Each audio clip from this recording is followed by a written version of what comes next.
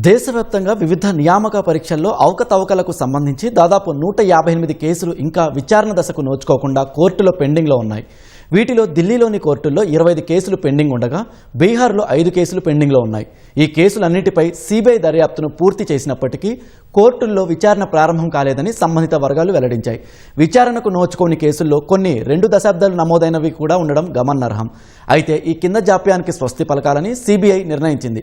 పార్లమెంట్లో ఆమోదం పొందిన యాంటీ పేపర్ లీక్ బిల్లు కింద కొత్తగా ఏర్పాటు చేయనున్న ఫాస్ట్ ట్రాక్ కోర్టులకు ఈ పెండింగ్ కేసులను బదిలీ చేయాలని కోరుతూ అన్ని రాష్ట్రాల హైకోర్టులను సిబిఐ ఆశ్రయించనుంది. ఈ కేసులను వీలైనంత త్వరగా పరిష్కరించేందుకు, విచారణలు సాఫీగా జరిగేలా చూసేందుకు ప్రత్యేక ప్రాసిక్యూటర్లను నియమించాలని హైకోర్టులకు తెలియజేయనున్నట్లు సిబిఐ వర్గాలు పేర్కొన్నాయి.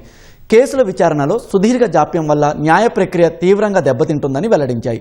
నిందితులను గుర్తించడం కష్టతరం కావడం, సాక్ష్యాలు తరచుగా మారిపోవడం వంటి సవాళ్లు ఎదురవుతాయని తెలిపాయి. వీటిని అధిగమించేందుకు కేసుల విచారణను వేగవంతంగా పూర్తి చేసే విధంగా హైకోర్టులను కోరనున్నట్లు సిబిఐ వర్గాలు స్పష్టం చేశాయి.